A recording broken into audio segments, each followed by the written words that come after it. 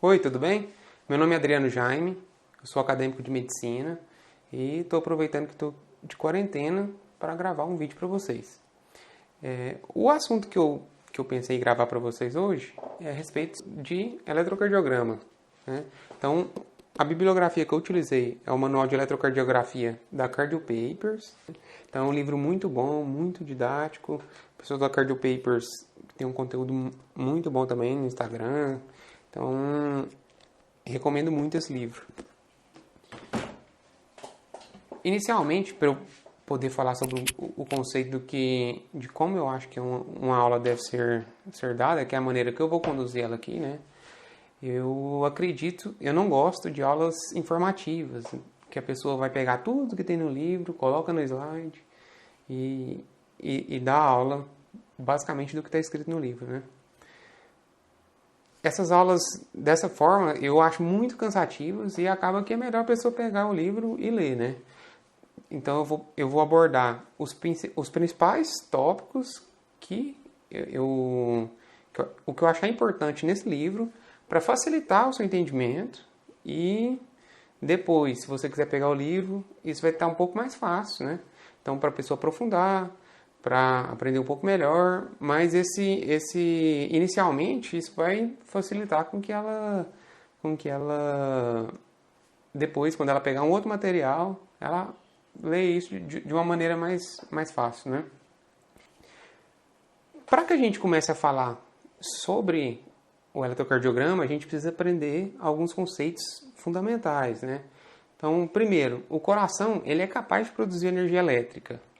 Segundo, essa energia que o coração vai produzir, ela vai poder ser captada na superfície por eletrodos. E terceiro, a energia captada, ela vai poder dar informações para a gente, tanto da anatomia como da fisiologia do coração. Então agora a gente vai aprofundar um pouco mais sobre esses tópicos. Tá, o coração ele produz energia elétrica, né? Mas como que isso é produzido? A gente vê aqui um exemplo da pilha de Daniel, né? E um conceito básico que a gente pode tirar disso é que o fluxo de elétrons de uma solução para outra, ele produz energia elétrica, né? O coração ele vai produzir energia de maneira similar, né? A gente tem aqui uma célula, a membrana celular ela vai separar para a gente o meio intra do meio extracelular. O meio extracelular que ele é muito rico em sódio, e o meio intracelular que é rico em potássio, né? Se a gente quantificar essas cargas desses íons, a gente vai ver que o meio extracelular ele tem mais cargas positivas, né? Isso vai gerar um potencial de membrana, né? A diferença de potencial do meio intracelular para o meio extracelular, a gente vai ver que o meio intra ele vai acabar ficando negativo, né? Nesse exemplo aqui dessa célula, menos 90 milivolts, certo? Então, em determinado momento, após um estímulo, alguma coisa assim, essa membrana ela vai promover alterações e vai permitir a passagem de íons de um lado e para o outro lado. Por exemplo, inicialmente um influxo de sódio, depois ela vai permitir a saída de potássio, certo? E a passagem de íons de um meio mais concentrado para um meio menos concentrado vai gerar energia elétrica. Mas para que a gente produz energia elétrica no coração, né? O coração ele vai funcionar como uma bomba. Ele vai precisar bombear para levar sangue para os tecidos, né? E para essas células funcionarem de maneira harmônica, sincronizada, a energia elétrica ela vai auxiliar muito nesse processo. Por quê? Ela vai permitir que essas células contraiam de maneira uniforme, né? Então, ela é muito útil para poder sincronizar todo esse processo. Essa alteração da polaridade dessa célula, né?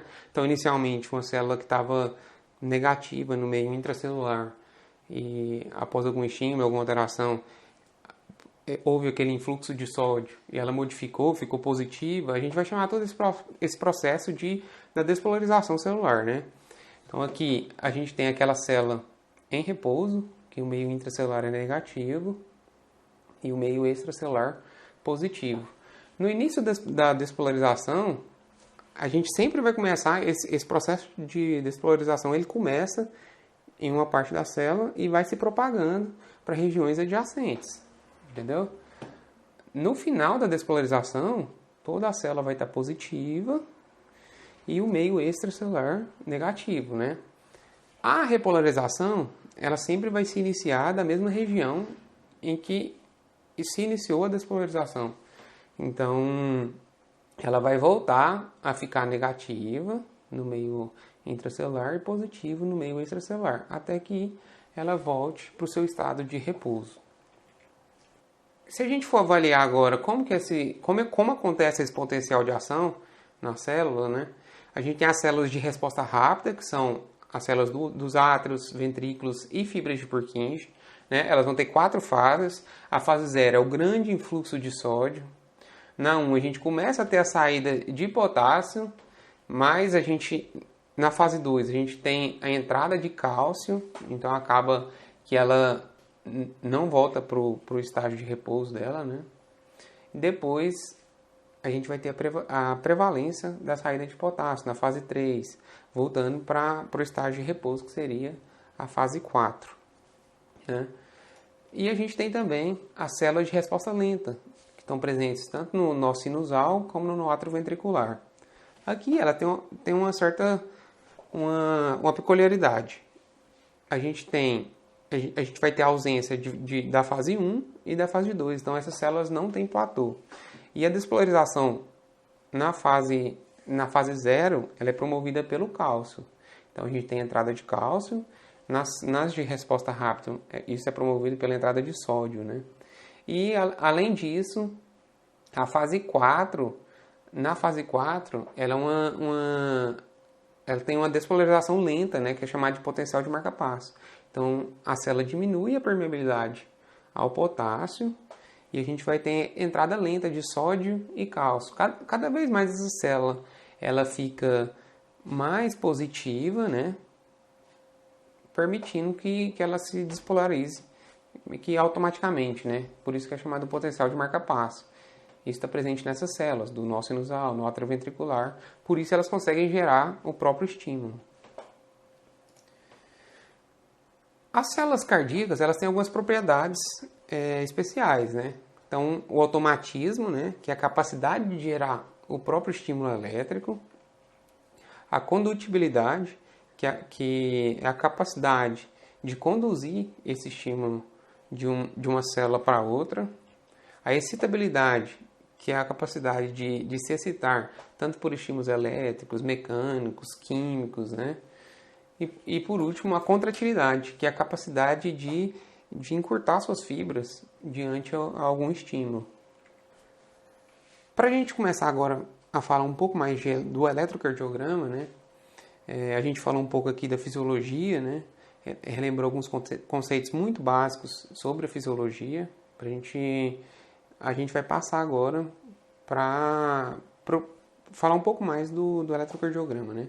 Para isso, a gente vai trazer a analogia da ambulância, que é muito utilizada para poder facilitar o entendimento do funcionamento do eletro, né? Como que ele avalia o coração, né? Mas imagine um campo todo escuro e a gente tem uma ambulância se locomovendo nesse campo. Ela está com as luzes todas apagadas, mas a sirene está ligada, certo? Então a gente consegue escutar ela. Pela audição, tem como a gente saber de onde essa ambulância está indo, está indo de qual local para outro local. Então, se a gente tiver algumas pessoas espalhadas pelo campo, a gente pode pedir para elas anotarem, se você escutar a ambulância saindo, ela se distanciando de você pelo som, você faz um sinal para baixo, por exemplo. Se a outra pessoa escutar essa ambulância chegando para perto de você, você faz um sinalzinho para cima. Ou se você escutou ele chegando, então ele chegou um sinal para cima e depois ela passou por você, você faz um sinal de cima e baixo, certo? Beleza. Então, a gente coloca essas pessoas no campo e essa ambulância vai se locomover, né? Então, se a ambulância, por exemplo, imagine esse exemplo, ela está saindo da esquerda para a direita.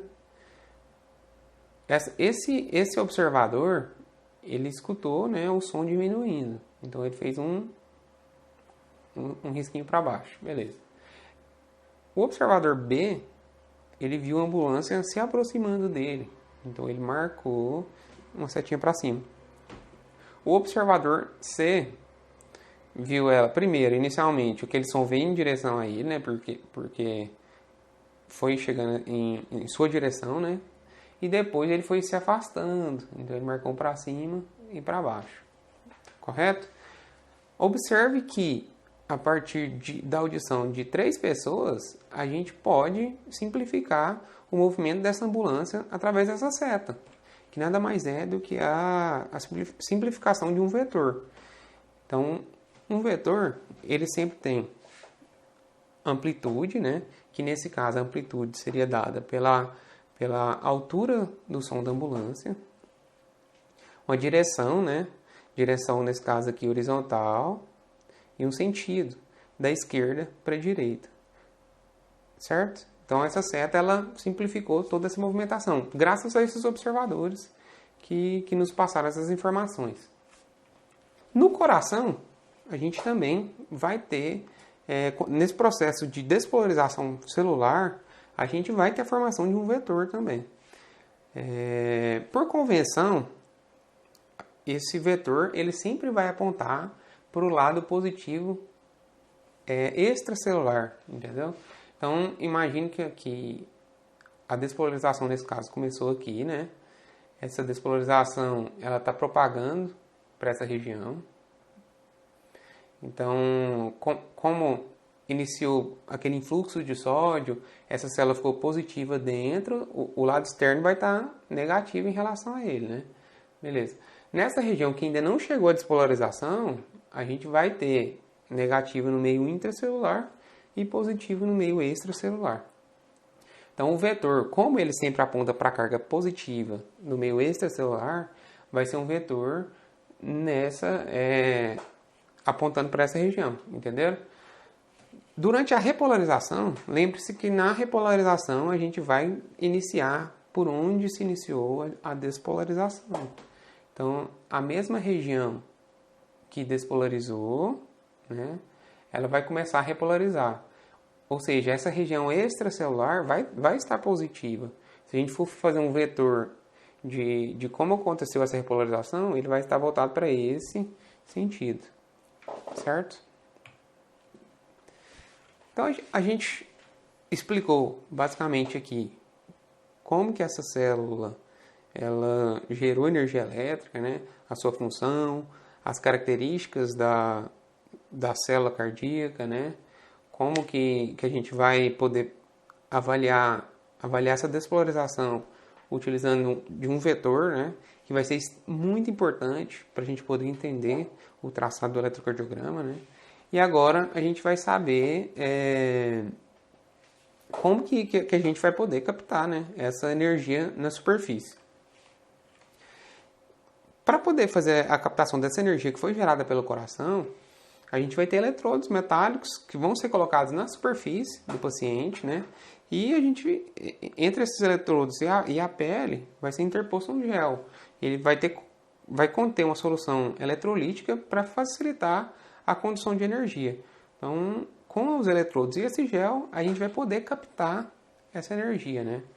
E a partir dessa energia captada, a gente vai ter noções de como que vai estar o funcionamento do coração. Se a gente pegar agora o exemplo da ambulância e aplicar ele na prática, imagine que a gente cria um vetor aqui, simplifique um vetor como mostrado na imagem. Então, ele está da direita do paciente para a esquerda, né? Um eletrodo posicionado em A, outro B e outro C. Como que eles veriam? Seria a mesma coisa na ambulância, né? O eletrodo em A viu esse vetor se afastando dele, né? Então ele produziu uma onda aqui negativa, né? O B viu esse vetor, ele se aproximando dele. Então no B a gente vai ter uma onda positiva. E o C viu ele inicialmente se aproximando e depois afastando, formando essa onda, tanto com a parte positiva e negativa. Mais para frente vocês vão ver que a gente vai são as chamadas ondas difásicas, né, que vão ser muito importantes para uma série de coisas na avaliação do eletrocardiograma. Então, inicialmente, esses são os conceitos mais básicos para a gente começar, para a gente falar depois, né, a gente continuar essa conversa. E esse foi o primeiro vídeo que eu gravei, né, na vida aqui. Não sei como é que tá a qualidade, desculpa qualquer erro. Mas no mais é isso. Obrigado e até mais.